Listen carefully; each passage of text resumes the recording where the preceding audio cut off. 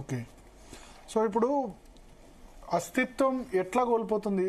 43 మంది ఎమ్మెల్యేలు ఉన్న తర్వాత బీసీ రిజర్వేషన్ లోకల్ బాడీస్లో ఇస్తే అస్తిత్వం ఎట్లా పోతుంది అంటారు? ఇలా లోకల్ బాడీలలో ప్రజలు సర్పంచ్లో ఎంపీటీసీ చేసే స్థానాలలో జనరల్ స్థానాలలో మాత్రమే మేము పోటీ చేసే అవకాశం ఉంది.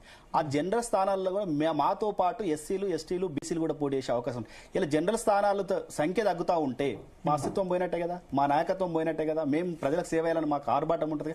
మీరు ఏ గ్రామాలలోకి వెళ్ళండి, ప్రతి గ్రామంలో కూడా ఈసారి జనరల్ వచ్చినా అరే ఒకసారి కూడా జనరల్ వస్తుందని ఆరాటంతో ఆ గ్రామ అభివృద్ధిలో భాగం ఉంటారు. ఆ గ్రామంలో ఉన్నటువంటి పేదల కష్టాలలో ఉంటారు, సుఖాలలో ఉంటారు, బంధాలలో ఉంటారు. ఆ గ్రామం అభివృద్ధి చేయాలని ఏది వినాయక చవితి వచ్చినా లేక దసరా వచ్చినా అందరితో సందడి చేయాలన్నా విపరీతమైన ఖర్చు పెట్టుకొని ప్రజలతో ఉండడానికి ప్రయత్నం చేస్తారు.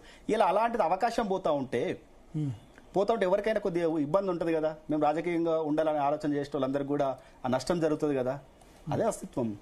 మేము ప్రజలకు చైతన్యం చేయాలి, ప్రజలకు సేవలు అందించాలనుకున్నప్పుడు మాకు అవకాశం పోతా ఉంటే మేము బాధపడతాం కదా.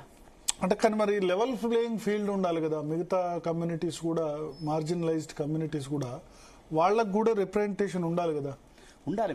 అట్లీస్ట్ ఇప్పుడు ఎమ్మెల్యేలు అంటే లేరు. ఎమ్మెల్యేలు బీసీలు 119 మందిలో 19 మంది మాత్రమే ఉన్నారు. 16%, 17% ఉన్నారు. రెడ్డిలేమో 43 మంది ఉన్నారు అవుట్ ఆఫ్ 119. అంటే దాదాపు 40% దాకా రిప్రజెంటేషన్ ఉంది. 40 ఏంటి 45-46% రెడ్డిస్ ఉన్నారు. మరి వేరే కమ్యూనిటీస్ వాళ్ళకు కూడా ఎదగాలని ఉంటుంది కదా, వాళ్ళు కూడా ఎదగాలి కదా. సామాజిక న్యాయం అంటే అదే కదా. ఎవరి జనాభా ఎంత ఉంటే అంత లేకపోయినా అందులో కనీసం సగము, అందులో 1/3 కూడా ఉండాలి కదా. ఈ రాష్ట్రం ఇప్పుడు 1/3 కూడా లేదు. బీసీ జనాభా 56% అయితే ఎమ్మెల్యేలు 17% ఉన్నారు. ఈ రాష్ట్రం అభివృద్ధి చెందాలి అంటే అన్ని కులాలు కూడా అభివృద్ధి చెందాలి. సరే, రాజకీయ ప్రాధాన్యత ఉంటేనా లేకపోతే ప్రాధాన్యత లేకపోతేనే కులం ఎదుగుతుంది అన్నట్లు మనం క్యాల్కులేట్ చేసుకోవాలి. సరే, వాళ్ళకు కూడా ప్రాధాన్యత ఉండాలి. కానీ ఇలా మీరు అదే మాట అంటారు.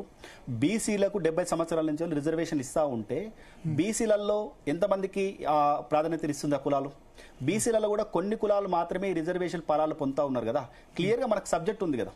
మరి వాళ్ళు నేను బీసీ నాయకుని అనుకో, మరి నేను బీసీ నాయకుని ఏమనాలి? అరే ఎంబీసీలో కూడా అవకాశం ఇవ్వాలి, వాళ్ళకి ఏబీసీ వర్గీకరణ చేయాలి. మరి వాళ్ళకి ఎందుకు నేను ఆలోచన చేయాలి. ఇప్పుడు నన్ను ప్రత్యర్థిగా చూస్తున్నారు, నేను ఓసీకి రావాలని నేను ఆలోచిస్తున్నా.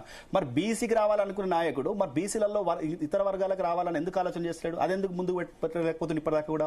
మరి ఇతర వాళ్ళు వచ్చి జనరల్గా 1971 కన్నా ముందు మునూరు కాపులు ఓసీలను తీసుకొచ్చి బీసీలను కలిపిరియాల, అయినా కూడా మాట్లాడట్లేదు. ఇలా బీసీలలో ఎక్కువ చైతన్యమైన కులం, ఆర్థికంగా ఎదిగిన కులం, రాజకీయ చైతన్యమైన కులం, సమాజంలో కూడా విలువన్న కులం, వాళ్ళని ఎందుకు బీసీలలో ఇంకా కన్సల్ట్ చేస్తారు? నువ్వు రిజర్వేషన్ ఇచ్చేటప్పుడే ఇంద్రసాని కేసులో స్పష్టంగా చెప్పడం జరిగింది. ఎవరైతే ఆర్థికంగా అసమానతకు గురవుతారో వాళ్ళకి మాత్రమే రిజర్వేషన్లు అన్న. నువ్వు 71 కన్నా ముందు ఓసీలో ఉన్న తీసుకొచ్చి నీ దాంట్లో జనాభా కలుపుకొని నీ రిజర్వేషన్ వాళ్ళు వంతుంటే వాళ్ళని వదిలిపెట్టి మమ్మల్ని ఏ జనాభా ఏ రిజర్వేషన్ లేని బీసీల మీద అందరి మీద కోపం మున్నూరు కాపు